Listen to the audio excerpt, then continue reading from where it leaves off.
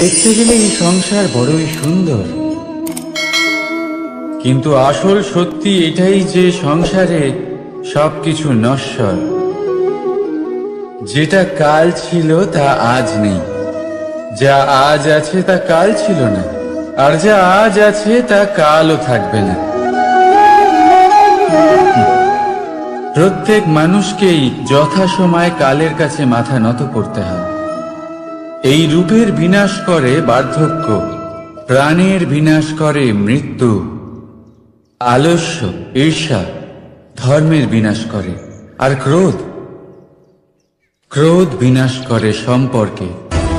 কিন্তু এরকম একটা অনুভূতি আছে যা একাই সমস্ত গুণ বিনাশ করতে সক্ষম হয়, আর সেটা হলো অহংকার। তাই জ্ঞানকে নিজের কাছে আসতে দিন, কিন্তু অহংকারকে কখনোই নয়। কারণ যদি এই অহংকার আপনার কাছে চলে আসে, তাহলে জীবনে যা কিছু আপনি অর্জন করেছেন, তা সে গুণ হোক বা হোক ধন, সে বন্ধু হোক বা হোক আনন্দ, সব কিছু শেষ হয়ে যায়। রাধা রাধা। এই পাথর দেখতে পাচ্ছেন আপনি? কত গোল, কতটা চকচকে। বাচ্চাদের অনেক সময় এটা নিয়ে খেলতে ভালো লাগে, আর কেনই বা লাগবে না। কতটা সুন্দর আর মসৃণ এটা। কিন্তু আপনি কি কখনো ভেবে দেখেছেন এই পাথর আগে কি ছিল? কোনো বিশাল আকার পর্বত, কোনো বিশাল আকার পাথরের একটা বড় ভেঙে যাওয়া অংশ বিশেষ, যেটা কোনোভাবে নদীতে পড়ে নদীর ধারার সাথে বইতে থাকলো।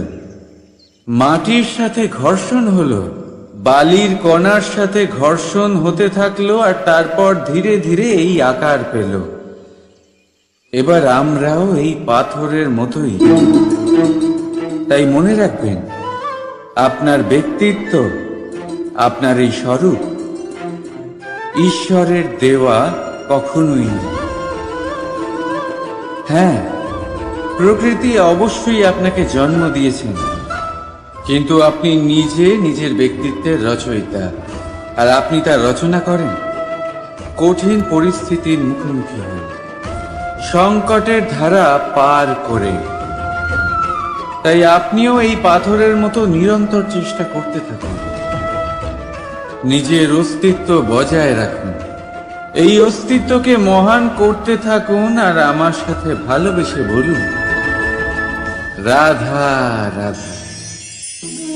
বর্ষাকালে যখন ভয়ানক বৃষ্টি হয়, তীব্র গতিতে যখন হাওয়া চলে, তখন আপনি নিশ্চয়ই দেখেছেন ফুটো জোগাড় করে তাদের বাসা বানিয়ে ফেলে। নিজের সংসার সেই রকমই বানিয়ে দেয় যেমন আগে ছিল। এমন কেন? কারণ এই ঝড়ের তাণ্ডবের সাথে সেই পাখিদের কোনো বোঝাপড়া করারই নেই। তারা শুধু সেটাই করতে থাকে যেটা তাদের হাতে আছে, আর সেটাই হলো, আর এটাই হলো সুখী জীবনের মূল মন্ত্র। যেটা আপনার হাতে নেই তা নিয়ে বিলাপ করে আপনার কোনো লাভ হবে না। মনোসংযোগ তাতেই করুন যা আপনার হাতে রয়েছে। যা বদলে গেছে তাকে আপনি আবার বদলাতে পারবেন না, কিন্তু যা আপনি বদলাতে পারবেন তাতে মনোসংযোগ করুন। এই জীবনে একটু ধনাত্মক হয়ে উঠুন, দেখবেন সব শুভ হবে। রাধা রাধা।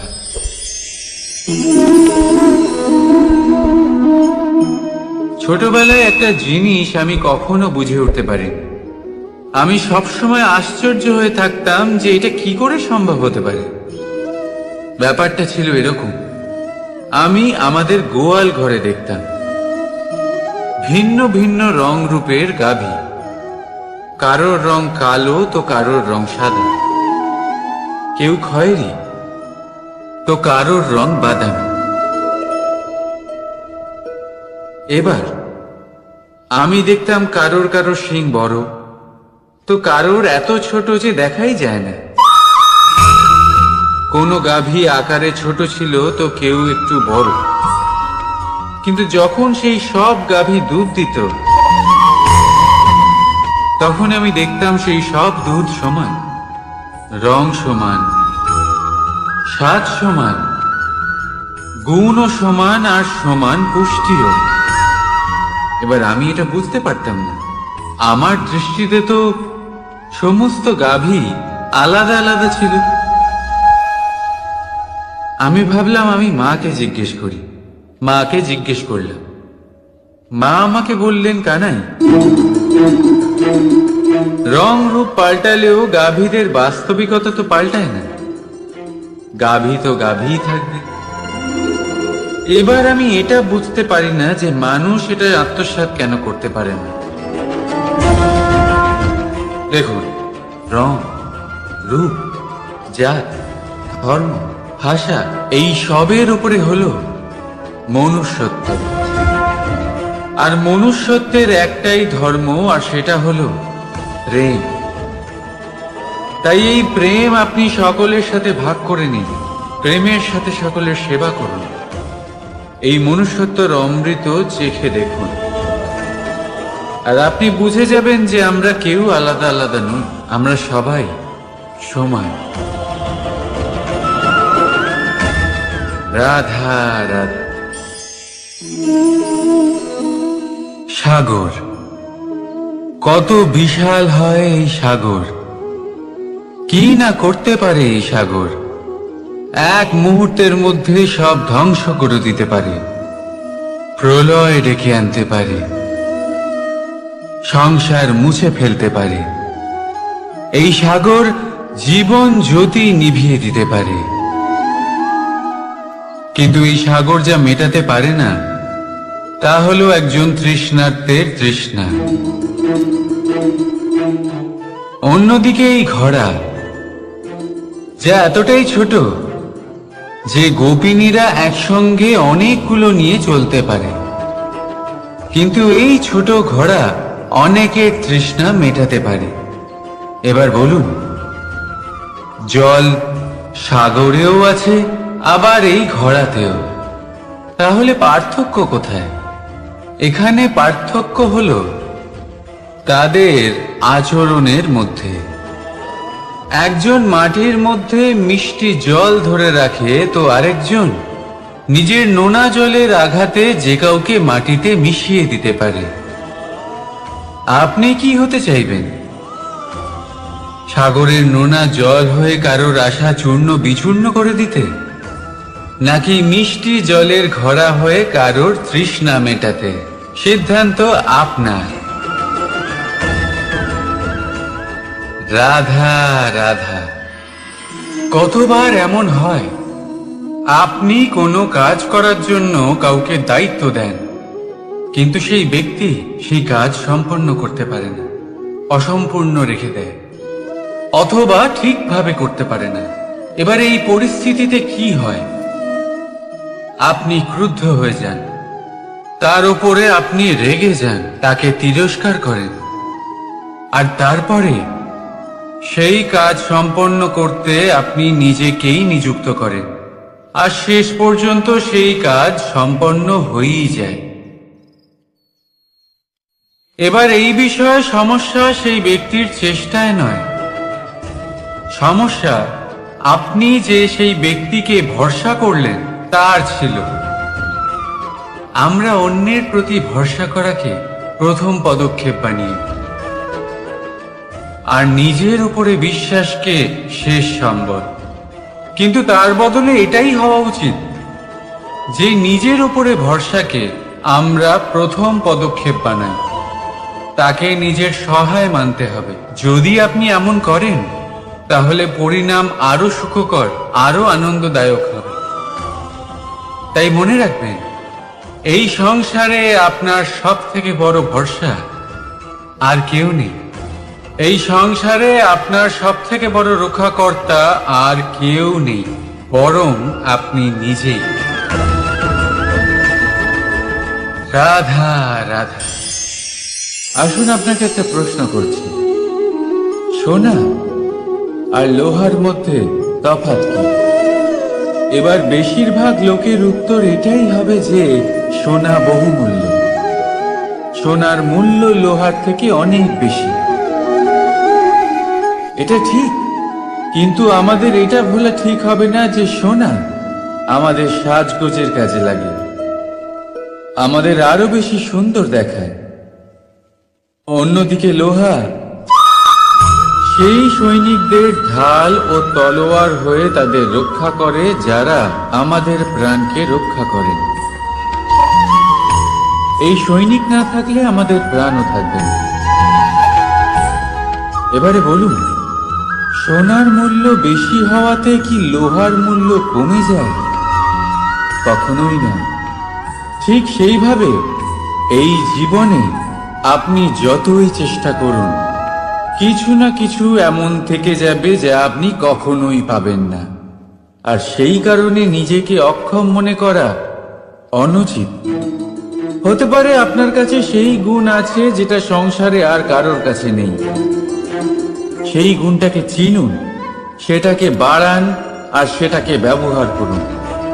তাই মনে রাখবেন, সংসারে প্রত্যেকটা ব্যক্তি বিশেষ হয়, আর এই সংসারে সবাই সবকিছু পায় না।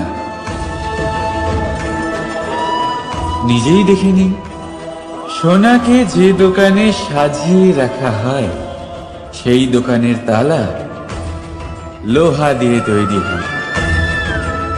রাধা রাধা। সংসারে সব থেকে বেশি দামি কি, সব থেকে বেশি মূল্যবান কি? কেউ বলবে সোনা।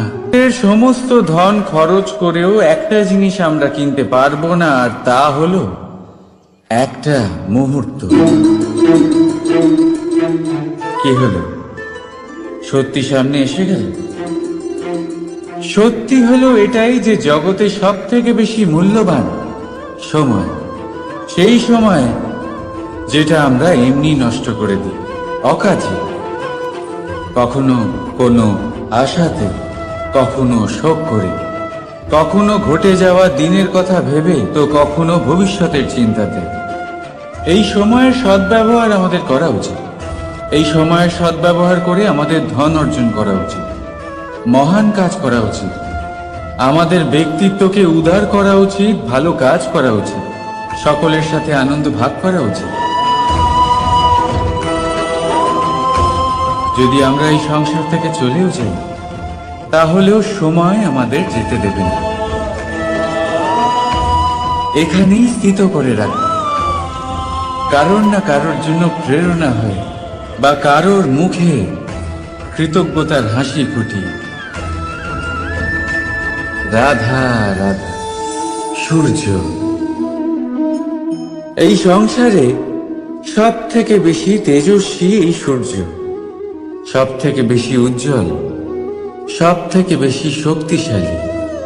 কিন্তু আপনি কি কখনো সূর্যোদয় দেখেছেন? এই শক্তিশালী সূর্য কিভাবে উদয় হয়? লাল রঙের আভার সাথে, সৌম্যতার সাথে, শান্তির সাথে উদয় হয়।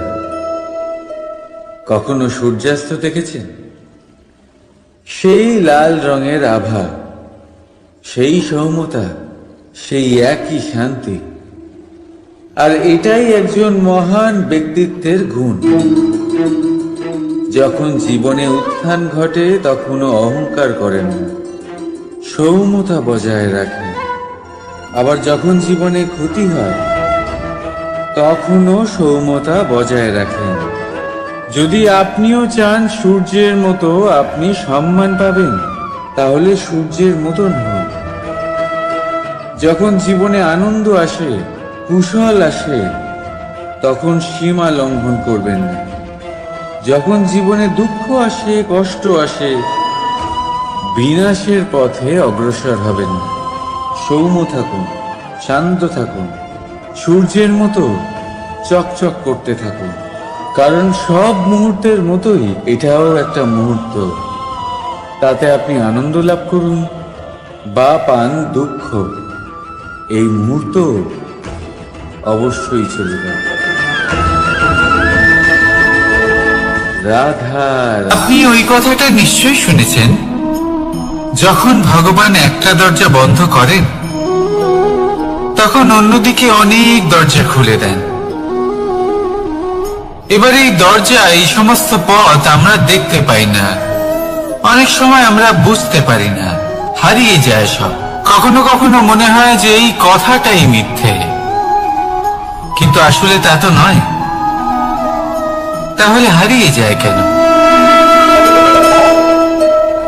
কারণ আমরা সময় নষ্ট করি এই দরজার দিকে তাকিয়ে থেকে। ভাবি এই বুঝি দরজা খুলবে, এবার দরজা খুলবে। অপেক্ষা করতে করতে আমরা অনেক সময় নষ্ট করে ফেলি। এত সময় নষ্ট করি যে আমরা দেখতে পাই না, খুঁজে পাই না সেই সমস্ত দরজা আর পথ যা আমাদের জন্য খোলা রয়েছে। যদি খুঁজেই না পাই তাহলে তা ব্যবহার করব কি করে? মনে রাখুন, ভগবান সব সময় আমাদের সাথে রয়েছেন, আমাদের সাহায্য করছেন। এই পথ সব সময় আছে, সর্বত্র আছে। দরকার রয়েছে শুধুমাত্র দৃষ্টিভঙ্গি এবং ভাবনা।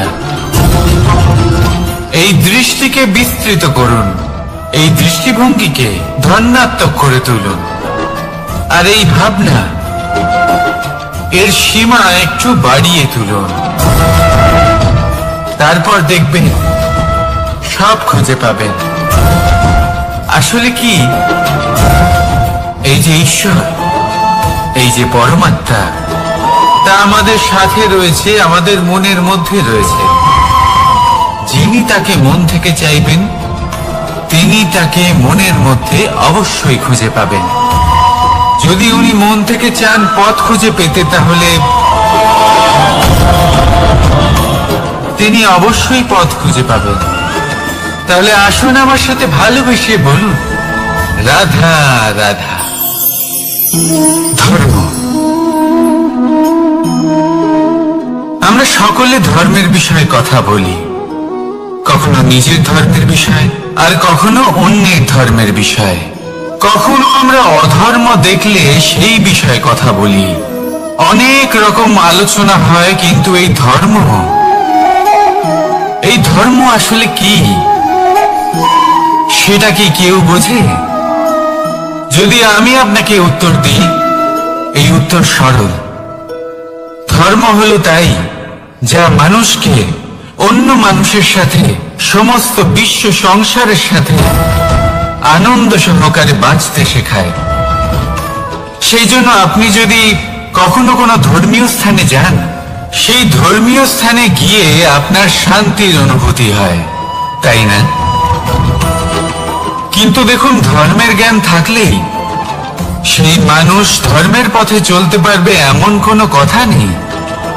অনেক সময় সম্পর্কে যখন সংঘর্ষ বেড়ে যায়, তখন ইচ্ছের জন্ম হয়, ক্রোধের জন্ম হয়, অহংকারের জন্ম হয়, আর তারপর বিনাশ হয়ে যায় এই ধর্মের। সেই জন্য দ্বিতীয় সব থেকে গুরুত্বপূর্ণ গুণ যা আমার সারথীর মধ্যে থাকা উচিত, তা হলো ধর্মবীর হওয়া। এবার দেখতে হবে সেটা এই যে কে হবে সেই ব্যক্তি যিনি স্বয়ংবরে নিজের ধর্মে অটল থাকবেন।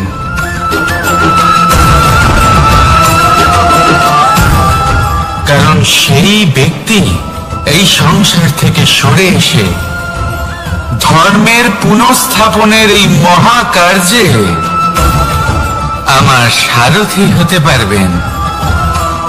তাহলে আসুন আমার সাথে ভালোবেসে বলুন, রাধা রাধা। কর্ম, ধর্ম, জ্ঞান, এই তিন স্তরে অনেক মানুষ পৌঁছতে পারেন। অনেকে এই পরীক্ষা দিয়ে তাতে উত্তীর্ণ হয়ে যেতে পারেন, কিন্তু শিখরে পৌঁছে শাসন তিনিই করতে পারেন যার কাছে এই চতুর্থ গুণটিও থাকে, সমর্পণ। অত্যন্ত গুরুত্বপূর্ণ একটা গুণ এটা। এই সমর্পণ আসলে অত্যন্ত গুরুত্বপূর্ণ। পূর্ণ সমর্পণ দরকার নিজের লক্ষ্যের প্রতি, সমর্পণ নিজের কর্তব্যের প্রতি, সমর্পণ নিজের আত্মার থেকে নির্গত স্বরের প্রতি, সমর্পণ নিজের রথির প্রতি, অর্থাৎ আমার প্রতি। এবার এই পরীক্ষায় অত্যন্ত কঠিন এক বাঁক আসতে চলেছে, যেখানে সারথীকে সমর্পণের নিরিখে পরীক্ষা করা হবে, আর তাতে উত্তীর্ণ হওয়ার পরেই তার হাতে ধর্ম স্থাপনের রথের রাশ তুলে দেওয়া হবে। দেখা যাক কি হয়। ততক্ষণ আপনি প্রসন্ন থাকুন আর আমার সাথে ভালোবেসে বলুন, রাধা রাধা।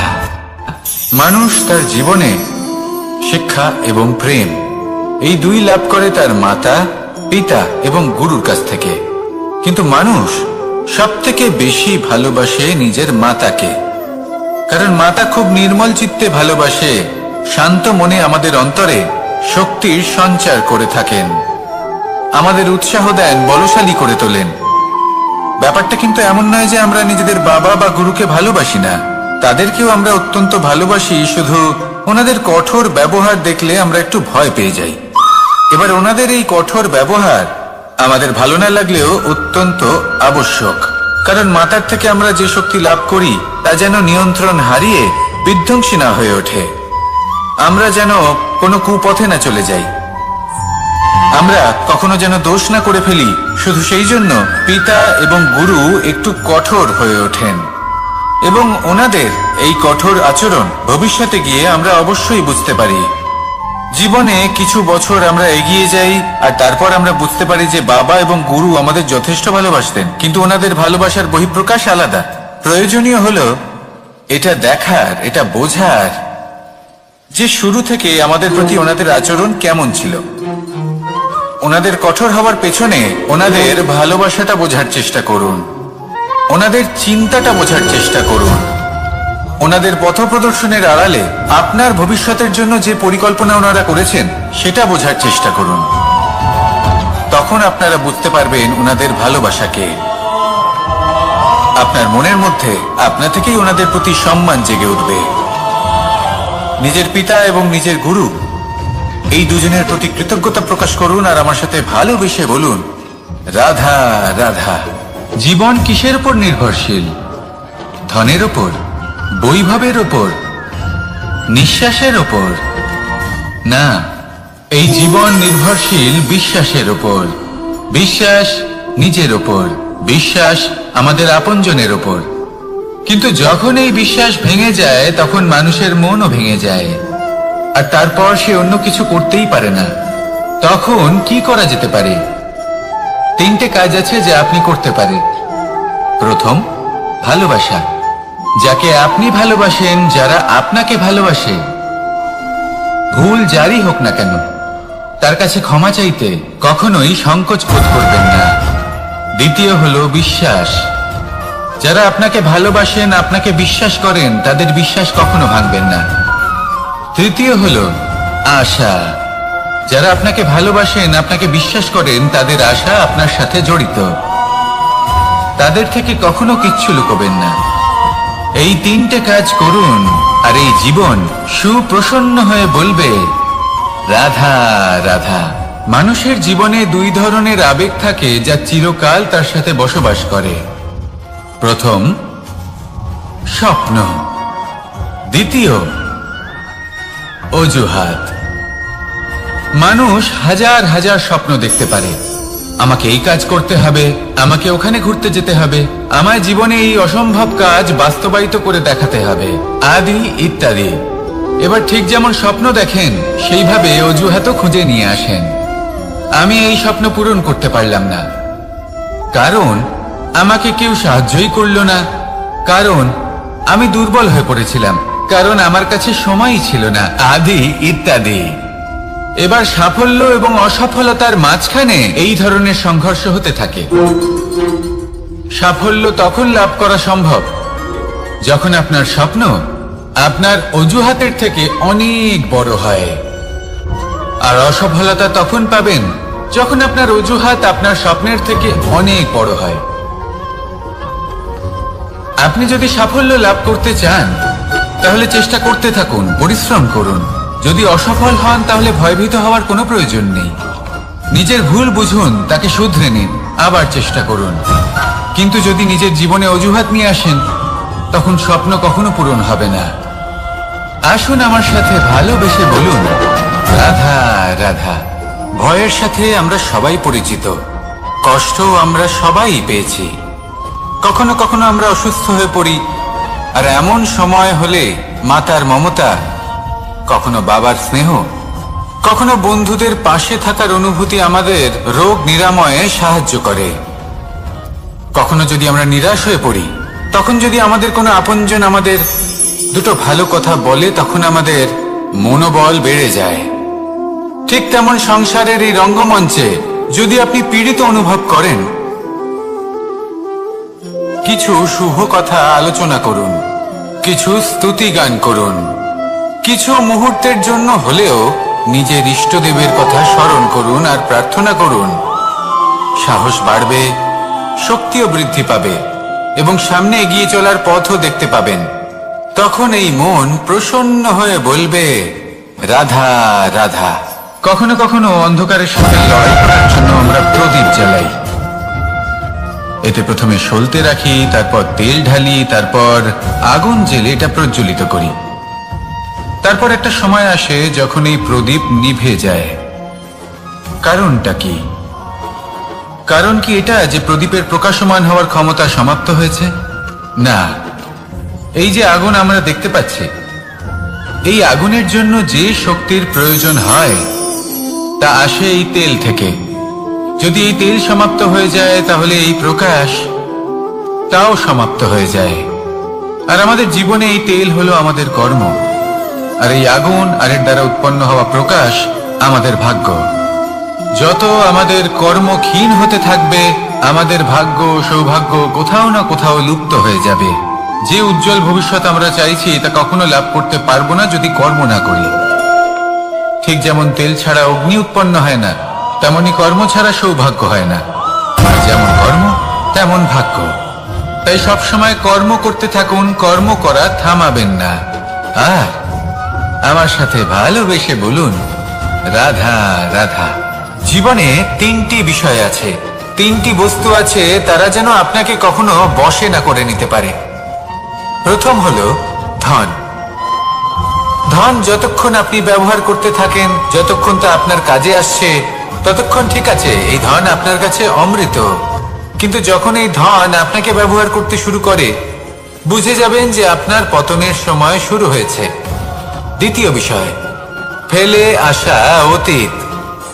যাই করুন আপনি অতীত পাল্টাতে পারবেন না, আর এই সত্যিটা আপনিও জানেন। কিন্তু তাও এর বশবর্তী আমরা হয়ে পড়ি। আর যখন তাই হয়, তখন এই সংসারে আমরা যেখানেই যাই না কেন, যত বড়ই সুখ লাভ করি না কেন, সেই সব আমাদের কাছে তিক্ত বলে মনে হয়। তৃতীয় বিষয়, আপনার আশেপাশের মানুষ ভিন্ন ভিন্ন ধরনের মানুষ হয়, যাদের চিন্তা ভাবনা এবং দৃষ্টিভঙ্গি ভিন্ন ভিন্ন প্রকারের।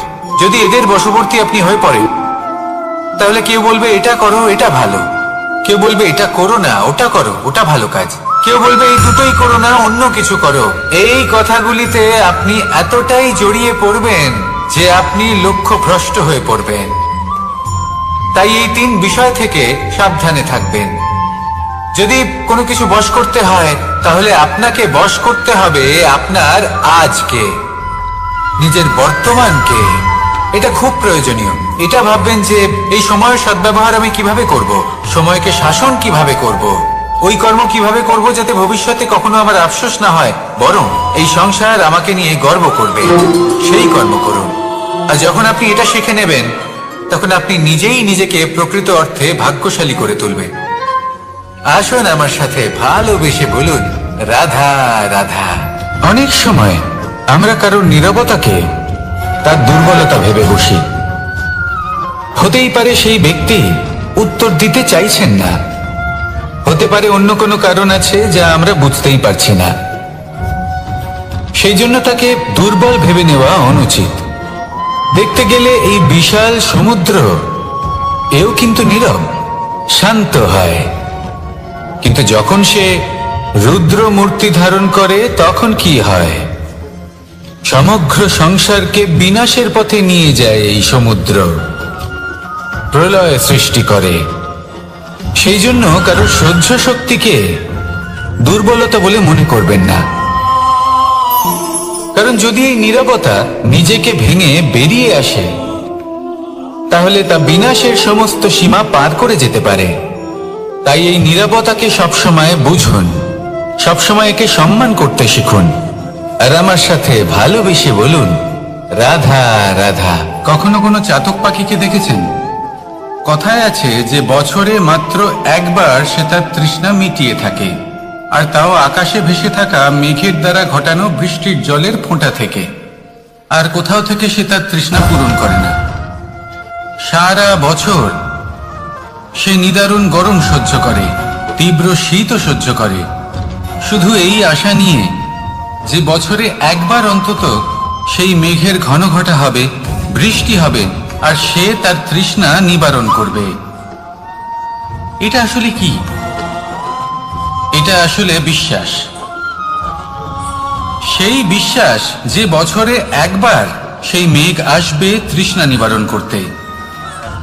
যেমন দেখুন, একটা সূর্যমুখী ফুল সারা রাত অন্ধকারের সাথে যুদ্ধ করে, কারণ তার বিশ্বাস যে ভোরবেলায় সূর্য তাকে অবশ্যই দর্শন দেবেন।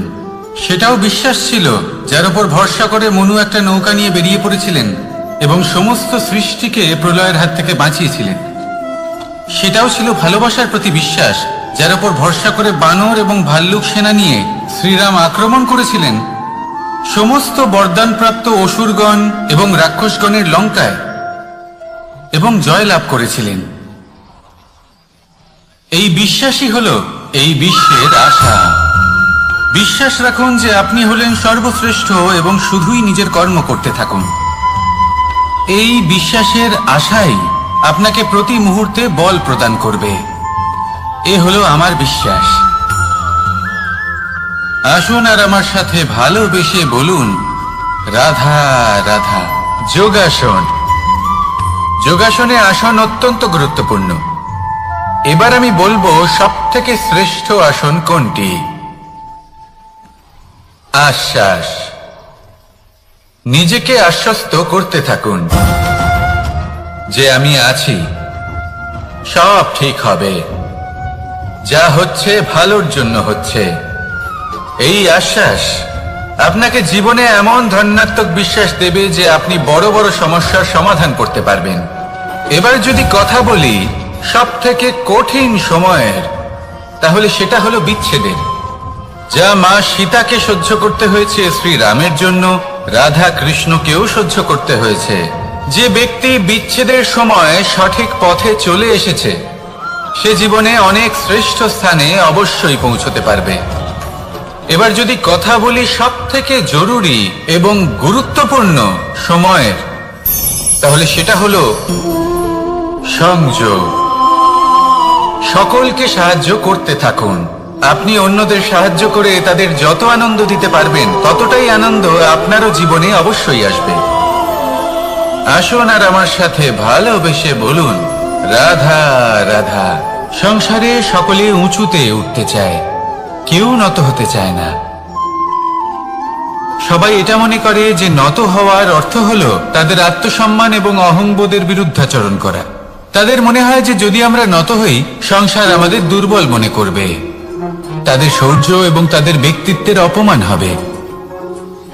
কিন্তু এটা কি সত্যি? প্রত্যেকবার নত হওয়ার অর্থ কি সম্মানহানি হওয়া? কখনোই নয়। আপনি নিজের জীবনকেই দেখে নিন। আপনার কোনো অমূল্য জিনিস যদি নিচে পড়ে যায়, তাহলে তাকে কিভাবে তোলেন? সেই বস্তুকে তোলার জন্য আপনাকে নত হতেই হবে। আপনি বড়দের আশীর্বাদ কিভাবে লাভ করেন? আপনি নত হয়ে তবেই তাদের আশীর্বাদ লাভ করতে পারেন, তাই না? ভেবে দেখুন, আপনি একটা পথে হাঁটছেন, আপনি দেখতে চাইছেন যে আপনি সঠিক পথে হাঁটছেন কিনা, পায়ের নিচে কাঁটা পড়ে আছে কিনা। কিভাবে দেখবেন? আপনাকে সেই মাথা নত করেই দেখতে হবে। এর অর্থ কি? অর্থ খুব সহজ। প্রত্যেকবার নত হওয়া অনুচিত নয়, সেটা কোনোভাবেই সম্মানহানি নয়। পরিস্থিতি অনুসারে এবং যেখানে প্রয়োজন আপনি নত হতে শিখে গেলে আপনি অনেক কিছুই লাভ করতে পারবেন। জ্ঞান, মান, গুণ, বিশ্বাস। সেই জন্য প্রয়োজন এবং পরিস্থিতি অনুসারে নত হতে শিখুন, এতে অনুচিত কিছুই নেই। আত্মসম্মান থাকা অত্যন্ত প্রয়োজনীয়, কিন্তু তা যেন কখনো অহংকারে পরিণত না হয়। এই বিষয়ে অবশ্যই নজর রাখবেন এবং আমার সাথে ভালোবেসে বলবেন, রাধা রাধা। আমাদের জীবনে অনেক ধরনের ব্যক্তি এসে থাকেন। কেউ কেউ আমাদের সাথে থেকে যান, কেউ আমাদের থেকে দূরে চলে যান। কেউ ভালো মানুষ হন, কেউ খারাপ মানুষ। কিন্তু আমরা সবসময় সেই সময়টাকে নিয়ে দুঃখ প্রকাশ করি যখন আমাদের জীবনে কোনো খারাপ ব্যক্তি প্রবেশ করেন। তারা আমাদের খারাপ অনুভূতি দেন, দুঃখ দেন, কষ্ট দেন। আমরা সবাই তাকে ভালো মন্দ কথা বলি। কিন্তু কেন? এমন বিভিন্ন ধরনের মানুষ, খারাপ মানুষ, ভালো মানুষ সবার জীবনেই আসেন এবং সকলকেই একটা অমূল্য শিক্ষা দান করে যান। এবার আপনি নিজেই ভেবে দেখুন, জীবনে যখন প্রথমবার আপনি আগুন স্পর্শ করেছিলেন তখন আপনি একটা শিক্ষা লাভ করেছিলেন যে আমাকে আগুনের থেকে একটু দূরে থাকতে হবে। তারপর আস্তে আস্তে আপনি শিখলেন যে কিভাবে এই আগুনকে নিয়ন্ত্রণে রাখতে হবে। তারপর আপনি শিখলেন যে কিভাবে নিজের জীবনে তাকে প্রয়োগ করতে হবে, তা সে অন্ধকারে প্রকাশ লাভ করার জন্য হোক বা খাবার বানানোর জন্য। সেইভাবেই কোনো খারাপ ব্যক্তি যখন আপনার জীবনে আসে, কোনো শিক্ষা দিয়ে যান, তার প্রতি কৃতজ্ঞ থাকুন। তার বিষয় খারাপ ভাবার বা খারাপ অনুভূতি নিয়ে থাকার কোনো প্রয়োজন নেই।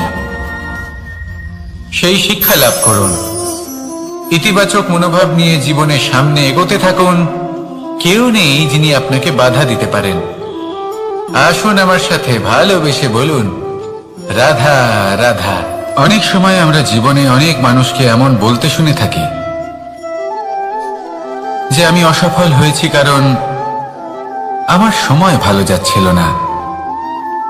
আমি এই জিনিসটা লাভ করতে চাইছিলাম কিন্তু করতে পারলাম না কারণ আমার সময়টা ভালো যাচ্ছিল না। আমি আমার জীবনে ওই মহান কাজটা করতে চাইছিলাম কিন্তু করতে পারলাম না। কেন? কারণ আমার সময়টা ভালো যাচ্ছিল না। কিন্তু যে মুহূর্তে ভালো সময় আমার জীবনে আসবে আমি সব কিছু প্রাপ্ত করব। এমন প্রায় প্রত্যেকেই বলেন। আসুন একটা কথা বোঝা যাক। একজন মালিকে দেখুন, সে প্রত্যেক দিন গাছের সেবা করে, তাকে জল দেয়, তার যত্ন আত্তি করে। কেন? প্রত্যেক দিন সেই গাছ ফল দেয় না। সঠিক সময় এলে তবেই সেই গাছ ফল দেয়, কিন্তু প্রত্যেক দিন মালি তার সেবা করে, তাকে যত্ন করে। শুধুমাত্র তখন করে না যখন সেই গাছ ফল দিতে সক্ষম। আর যদি মালি গাছের যত্ন প্রতিদিন না করে তাহলে হয়তো সেই গাছ ফল দিতেই পারবে না। এটাই হলো আমাদের জন্য একটা শিক্ষা। যখন সময় আমাদের জন্য অপেক্ষা করে না তখন আপনি সময়ের জন্য কেন অপেক্ষা করছেন? ভালো সময়ের জন্য অপেক্ষা করবেন না। ভালো এবং শুভ কর্ম দ্বারা ভালো সময়কে নিজের কাছে টেনে আনুন। নিরন্তর কর্ম করুন, পরিশ্রম করতে থাকুন। শুভ সময় আপনা থেকেই আপনার কাছে আসবে। আসুন আমার সাথে ভালোবেসে বলুন, রাধা রাধা।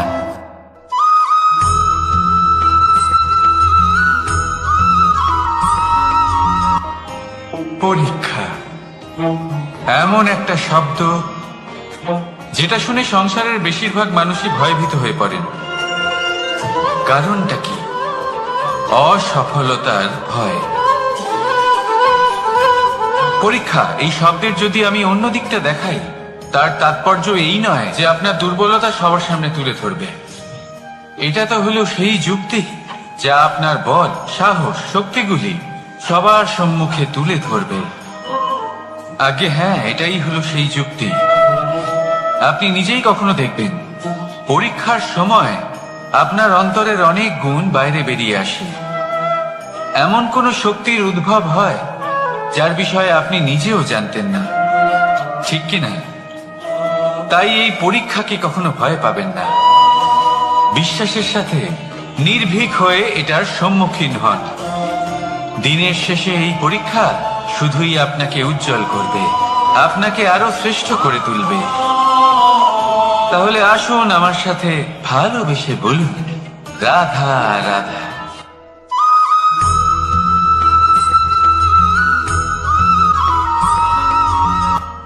আজ আমি আপনাকে এমন এক গল্প শোনাবো যা আমার নন্দ বাবা আমাকে শুনিয়েছিলেন যখন আমি ছোট ছিলাম। কাহিনী একজন সাধু আর একজন বিছের। একবার এক সাধু নদীর পাড়ে স্নান করছিলেন। উনি দেখলেন যে জলের প্রবাহে একটা বিছে ভেসে যাচ্ছে। তার প্রাণ বাঁচানোর জন্য উনি তাকে তুলে নদীর পাড়ে রাখার চেষ্টা করলেন, কিন্তু যেই সেই বিছেকে উনি হাতে তুললেন, সেই বিছে ওনাকে কামড়ে দিল। সাধু আবার চেষ্টা করলেন, সেই বিছেকে হাতে নেওয়াতে সে আবার তাকে কামড়ে দিল। আরো একবার চেষ্টা করাতে ওনার শিষ্য ওনাকে জিজ্ঞেস করল, এ আপনি কি করছেন গুরুদেব? এসব কি হচ্ছে? আপনি তারই প্রাণ বাঁচানোর চেষ্টা করছেন যে আপনাকে কামড়ে দিচ্ছে। গুরুদেব উত্তর দিলেন যে ও বিছে হয়েই নিজের কর্ম করছে, নিজের প্রবৃত্তি, নিজের ব্যবহার বদলাচ্ছে না। তাহলে আমি সাধু হয়ে তা কেন বদলাবো? এর তাৎপর্য হলো সরল, যে সংসারে কিছু মানুষ আছেন যারা হয়তো খারাপ, দুষ্ট প্রকৃতির, আর হয়তো তারা কখনোই বদলাবেন না, কখনোই কোনো পরিবর্তন আসবে না। কিন্তু তার মানে এই নয় যে আমরা আমাদের কর্ম করা ছেড়ে দিই, আমরা আমাদের প্রচেষ্টা ছেড়ে দেব। আগে না, আমাদের তো করতেই হবে, কারণ ইতিহাস সাক্ষী আছে যে এই চেষ্টা এই সংসারের ধারাকেও বদলে দিতে পারে। তাহলে আপনিও আসুন আর আমার সাথে ভালোবেসে বলুন, রাধা রাধা।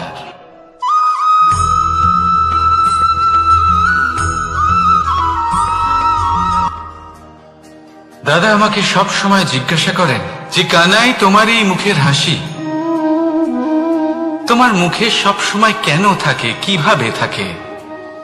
সামনে শত্রুপক্ষকে দেখেও ধৈর্য হারাও না, কেউ তোমার নিন্দে করলেও তার সাথে ঝগড়া করো না, কেউ তোমার বিষয় খারাপ ভাবলেও তাকে ঘৃণা করো না।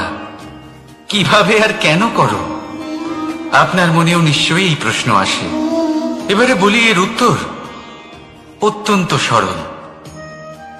কখনো দেখেছেন গরু আর তার বাচ্চাকে কিভাবে সে তার মায়ের দুগ্ধ পান করে?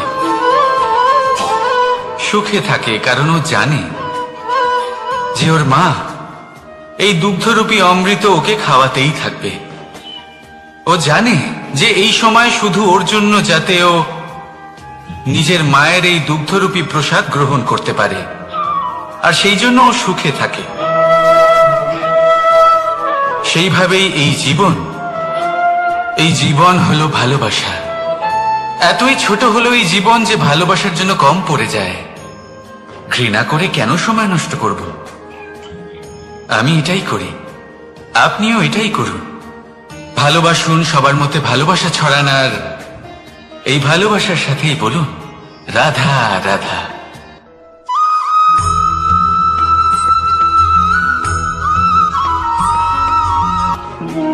মানুষ জীবনে সবসময় শিখরে পৌঁছতে চায়, অনেক উঁচুতে উঠতে চায়, আর তার জন্য তারা কি না করে, পরিকল্পনা করে, ষড়যন্ত্র করে, প্রার্থনা করতে থাকে, আবার কারোর কাছে সাহায্যও চায়। কিন্তু এত কিছু করা সত্ত্বেও অনেক সময় মানুষ শিখরে পৌঁছতে পারে না। যদি পৌঁছেও যায় তাও খুব তাড়াতাড়ি নিচে নেমে আসে। এর কারণ কি? একটা উদাহরণ দিয়ে বোঝানো যাক। এই হলো ময়ূর পেখম, আর এই হলো পাথর। যদি এই পেখমকে হাওয়ায় ছুঁড়ে দিই তবে ও উড়তে থাকে, কিন্তু এই পাথর অতি শীঘ্রই মাটিতে নেমে আসে। এর কারণ কি? ভার। এই পাথর হলো ভারী, আর এই শিক্ষাই আমাদের গ্রহণ করতে হবে।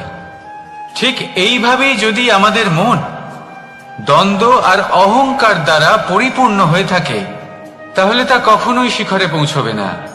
পৌঁছে গেলেও খুব শীঘ্রই মাটিতে নেমে আসবে। তাই এই মনকে হালকা করতে শিখুন। অহংকারকে, এই হিংসাকে ত্যাগ করুন। তারপর উঁচুতে উড়ে তো দেখুন, কত উঁচুতে উঠতে পারবেন আপনি। আসুন আমার সাথে ভালোবেসে বলুন, রাধা রাধা।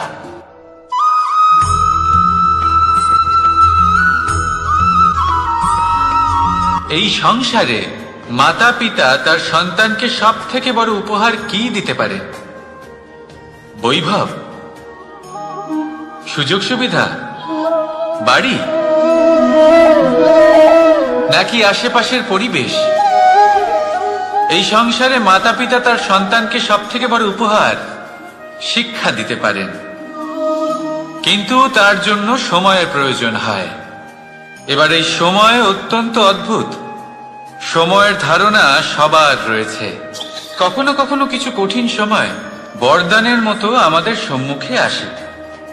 এরকম কোন সমস্যার কথা যদি আমি বলি, যেমন যুদ্ধ, মহামারী, মহা অসুখ, এরকম সময় আমাদের কাছে যথেষ্ট সময় থাকে। এই সময় আমরা চিন্তা করি, ভয়ভীত হই, কে জানে কত সম্পত্তির ক্ষয়ক্ষতি হবে। এবার এই সময় কিভাবে কাটিয়ে ওঠা যায়? অশুভ চিন্তা তার মনের মধ্যে বাসা বাঁধে, সে বুঝতে পারে না সে কি করবে। আমি বলবো, চিন্তা ত্যাগ করুন, এই ভয়কে ত্যাগ করুন। আর মনে রাখুন একটা গুরুত্বপূর্ণ কথা, যে ঈশ্বর আপনাকে বরদান দিয়েছেন যাতে আপনি নিজের কর্তব্য পূর্ণ করতে পারেন। কর্তব্য, নিজের পরিবারকে সময় দেওয়া, নিজের সন্তানকে শিক্ষা দেওয়া। তাদের সাথে বসুন, কথাবার্তা বলুন, আলোচনা করুন। কিছু কথা তারা বলবে, কিছু আপনি বলবেন, কিছু আপনি শিখবেন, কিছু তারা শিখবে। তাদের সাথে খেলা করুন, তাদের সাথে পূর্বপুরুষের গল্প করুন।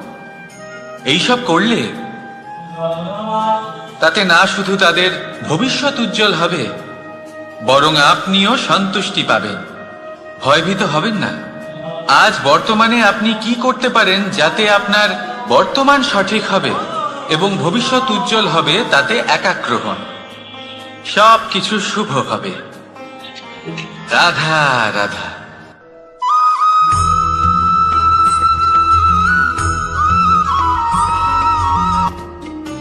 মানুষ এক অত্যন্ত বিচিত্র প্রাণী।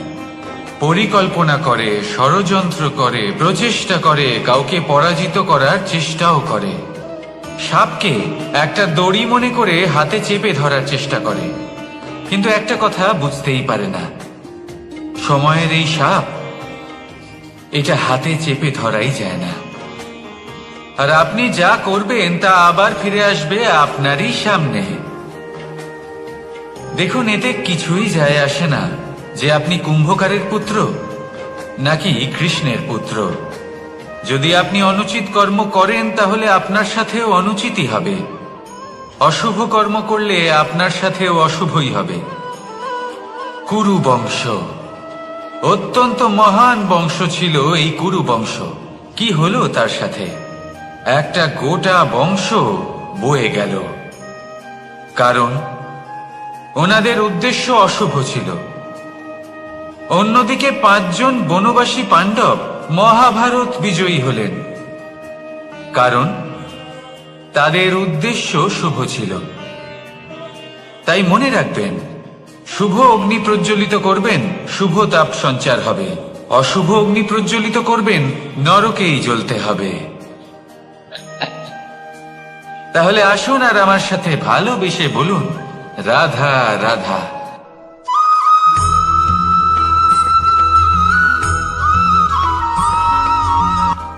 কখনো ভেবে দেখেছেন মানুষকেই এই সংসারে সর্বশ্রেষ্ঠ প্রাণী কেন বলা হয়?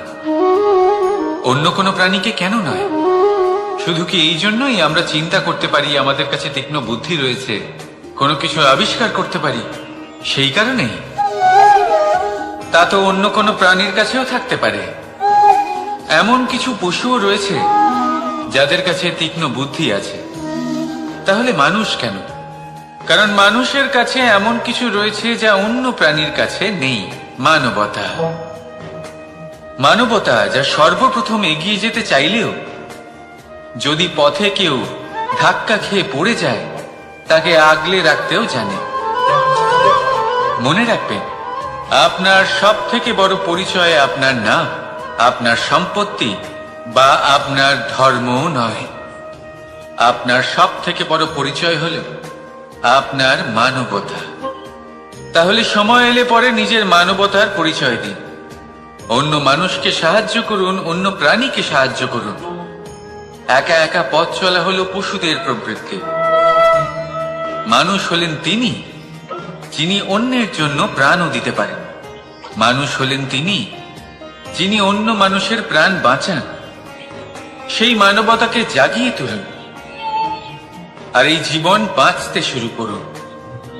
আর হ্যাঁ, আমার সাথে ভালোবেসে বলুন, রাধা রাধা।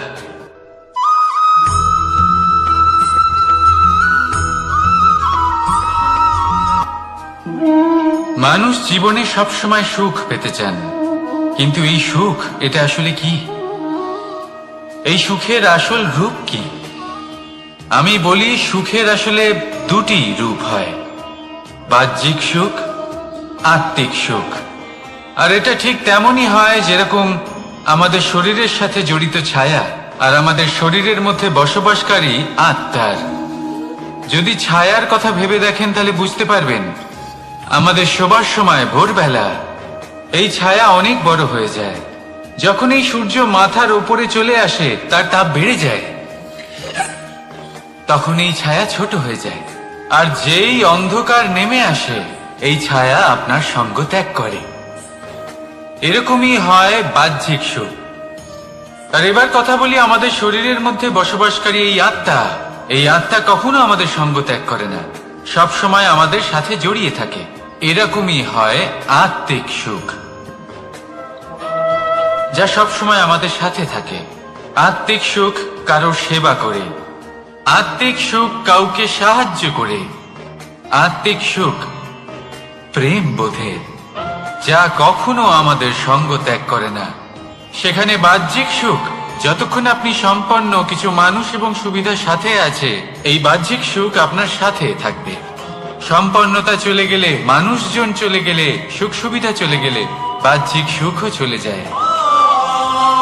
তাহলে এই আত্মিক সুখ খুঁজে নিন এবং সেই সুখের সাথেই বলুন, রাধা রাধা।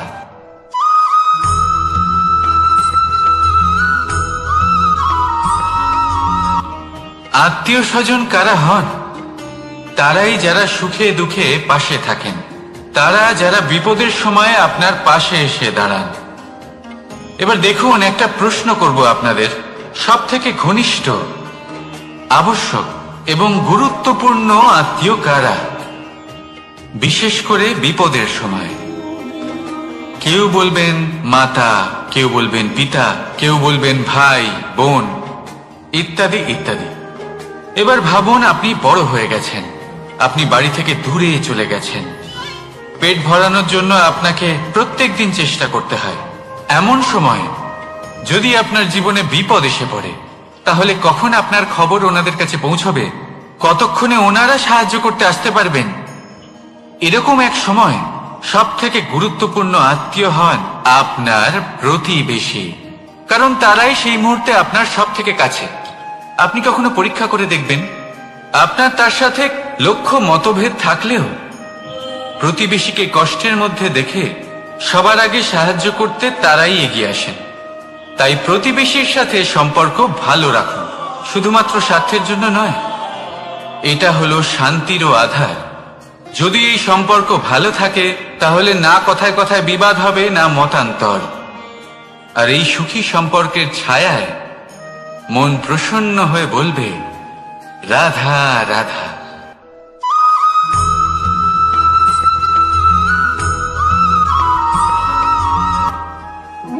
আপনি কখনো কোনো সাধারণ পাখি দেখেছেন, যেমন বাবুই?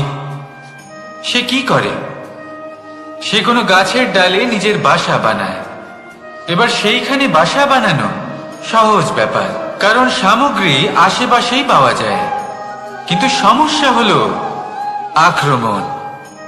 কোনো সাপ বা অন্য কোনো পশু ওর বাসাতে ওর সন্তানদের উপর না আক্রমণ করে বসে, এই ভয়ে তার সব সময় থাকে।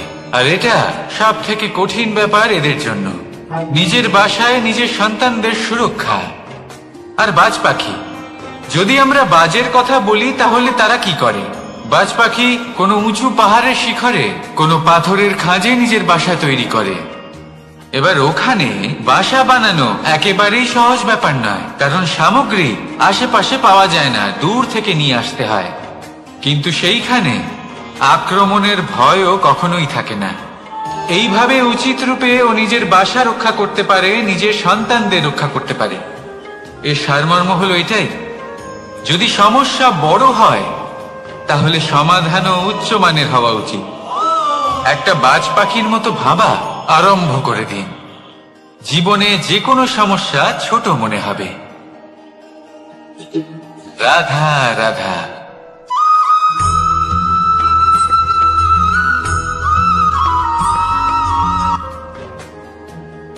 ভাগ করে নেওয়া বা বন্টন করা প্রত্যেক মানুষের জীবনে অবশ্যই হয়ে থাকে, আর অনেক সময় এটা জীবনে অতি আবশ্যক হয়ে পড়ে।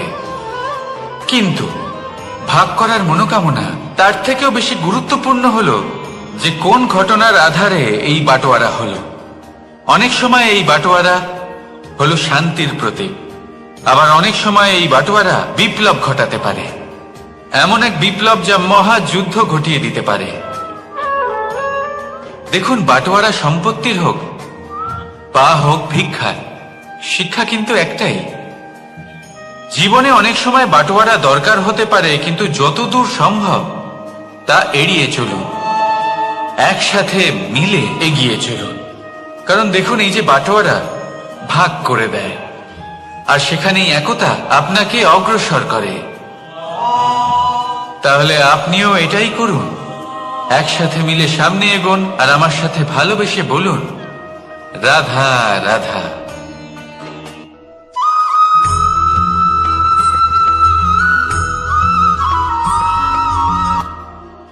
জীবনে এমন কিছু কাজ রয়েছে যা আপনাকে একাই করতে হয়, আর এমন কিছু কাজ রয়েছে যা আপনাকে একসাথে মিলে করতে হয়, একজোট হয়ে, সঙ্গবদ্ধ হয়ে।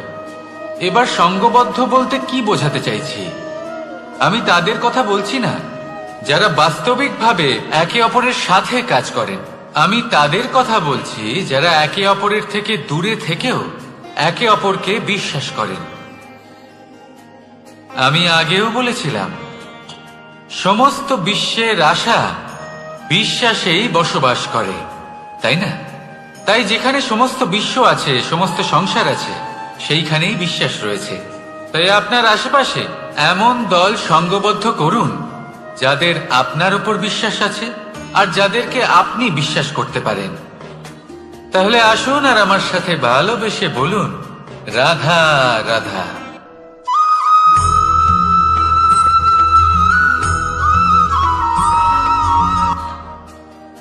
যখন একজন ভক্ত এবং তার ভগবান এক আকার ধারণ করেন, যখন একজন ভক্ত নিজের ভগবানের প্রতি, নিজের জীবনের লক্ষ্যের প্রতি সম্পূর্ণরূপে সমর্পিত হয়ে যান, তখন জন্মগ্রহণ করে ভক্তি। আর তখন সংসারের সমস্ত আশা তিনি ত্যাগ করতে পারেন। সমস্ত আশা শেষ হতে পারে, কিন্তু মানুষের সঙ্গ ভক্তি কখনো ত্যাগ করে না।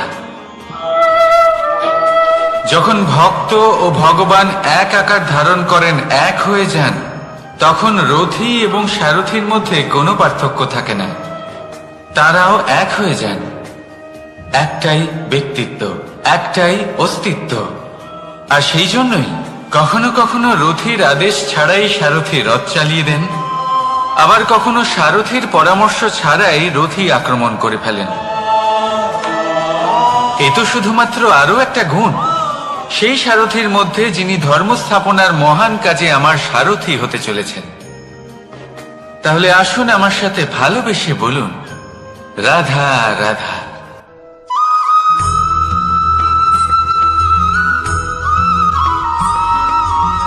আমরা যে মানুষকে চাই, যাকে আমরা ভালোবাসি, তাকে একটা উপহার অবশ্যই দিতে চাই। এমন এক উপহার যা ওনার ভালো লাগবে, যা শ্রেষ্ঠ হবে, অতি প্রিয় হবে, বহুমূল্য হবে, বা বলতে পারেন মূল্যবান হবে। তাই আমরা কি করি? আমরা বাজারে যাই, তার জন্য স্বর্ণ, আভূষণ, হিরে, মুক্তো এইসব নিয়ে আসি। কিন্তু এটাই কি সর্বশ্রেষ্ঠ উপহার? কখনোই না। সর্বশ্রেষ্ঠ উপহার হলো স্বাধীনতা, তাকে নিজের মনের মতো বাঁচার স্বাধীনতা। যদি আপনি কাউকে স্বাধীনতা না দিতে পারেন, তাহলে সে কোথাও না কোথাও বন্দী হয়ে যায়, তার বিকাশ কোথাও না কোথাও আটকে যায়। কিন্তু যদি আপনি কাউকে স্বাধীনতা দিতে পারেন, তাহলে আপনি দেখবেন ও সমস্ত সংসারকে, এই জীবনকে নিজের দৃষ্টিভঙ্গি দিয়ে দেখবে, বুঝবে যে কোনটা হলো উচিত আর কোনটা হলো অনুচিত। আর এটাই হলো সর্বশ্রেষ্ঠ। আর এবার যদি কাউকে স্বাধীনতার মাধ্যমে এত বড় একটা শক্তি দিতে পারেন, তাহলে আপনি আমাকে বলুন, এর থেকে বড় উপহার আর কি হতে পারে? আসুন আর আমার সাথে ভালোবেসে বলুন, রাধা রাধা।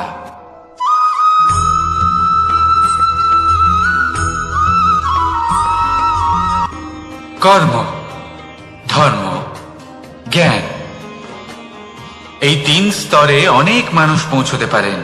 অনেকে এই পরীক্ষা দিয়ে তাতে উত্তীর্ণ হয়ে যেতে পারেন, কিন্তু শিখরে পৌঁছে শাসন তিনিই করতে পারেন যার কাছে এই চতুর্থ গুণটিও থাকে, সমর্পণ। অত্যন্ত গুরুত্বপূর্ণ একটা গুণ এটা। এই সমর্পণ আসলে অত্যন্ত গুরুত্বপূর্ণ। পূর্ণ সমর্পণ দরকার নিজের লক্ষ্যের প্রতি, সমর্পণ নিজের কর্তব্যের প্রতি, সমর্পণ নিজের আত্মার থেকে নির্গত স্বরের প্রতি, সমর্পণ নিজের রথির প্রতি, অর্থাৎ আমার প্রতি। এবার এই পরীক্ষায় অত্যন্ত কঠিন এক বাঁক আসতে চলেছে, যেখানে সারথীকে সমর্পণের নিরিখে পরীক্ষা করা হবে, আর তাতে উত্তীর্ণ হওয়ার পরেই তার হাতে ধর্ম স্থাপনের রথের রাশ তুলে দেওয়া হবে। দেখা যাক কি হয়।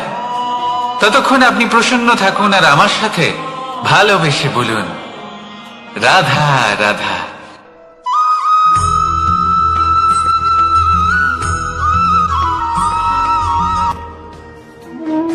কর্ম, ধর্ম আর কর্তব্য, এই 3টি একে অপরের সাথে জড়িত। আর অনেক সময় এই 3টি পালন করতে করতে আমাদের সেই ব্যক্তির সামনে গিয়ে দাঁড়াতে হয়, তার বিরুদ্ধেই যেতে হয় যাকে আমরা সব থেকে বেশি ভালোবাসি। কিন্তু সেইখানে এই যুদ্ধ কোনো ব্যক্তিগত যুদ্ধ থাকে না, এ হলো কর্ম, ধর্ম আর কর্তব্যের যুদ্ধ। এটা সরল নয়, অত্যন্ত কঠিন হয় তার সম্মুখীন হওয়া যাকে আমরা সব থেকে বেশি সম্মান করি। কিন্তু আমাদের তো আমাদের ধর্মের পথে চলতেই হবে, কারণ আমরা কর্মবদ্ধ, কর্তব্যবদ্ধ, আর এটাই করা উচিত। শুধু এটুকু মনে রাখবেন, যদি আপনার উদ্দেশ্য শুভ হয়, আপনার ভাবনা শুভ হয়, আপনি যদি কর্ম, ধর্ম আর কর্তব্যের পথে অগ্রসর হন, তাহলে এই প্রক্রিয়াতে যদি আপনাকে আপনার আরাধ্যেরও সামনে দাঁড়াতে হয়, তাহলেও আপনার কোনো ক্ষতি হবে না।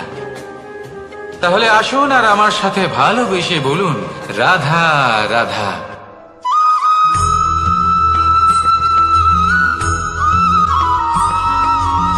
ধর্ম।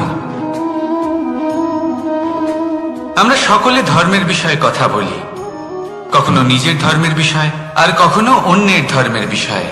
কখনো আমরা অধর্ম দেখলে সেই বিষয়ে কথা বলি, অনেক রকম আলোচনা হয়। কিন্তু এই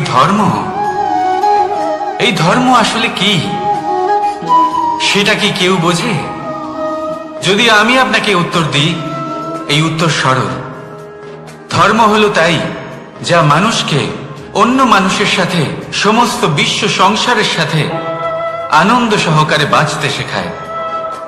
সেই জন্য আপনি যদি কখনো কোনো ধর্মীয় স্থানে যান, সেই ধর্মীয় স্থানে গিয়ে আপনার শান্তির অনুভূতি হয়, তাই না? কিন্তু দেখুন, ধর্মের জ্ঞান থাকলেই সেই মানুষ ধর্মের পথে চলতে পারবে এমন কোনো কথা নেই। অনেক সময় সম্পর্কে যখন সংঘর্ষ বেড়ে যায়, তখন ইচ্ছের জন্ম হয়, ক্রোধের জন্ম হয়, অহংকারের জন্ম হয়, আর তারপর বিনাশ হয়ে যায় এই ধর্মে। সেই জন্য দ্বিতীয় সব থেকে গুরুত্বপূর্ণ গুণ যা আমার সারথীর মধ্যে থাকা উচিত তা হলো ধর্মবীর হওয়া। এবার দেখতে হবে সেটাই যে কে হবে সেই ব্যক্তি যিনি এই স্বয়ম্বরে নিজের ধর্মে অটল থাকবেন। কারণ সেই ব্যক্তি এই সংসার থেকে সরে এসে ধর্মের পুনঃস্থাপনের এই মহাকার্যে আমার সারথি হতে পারবেন। তাহলে আসুন আমার সাথে ভালোবেসে বলুন, রাধা রাধা।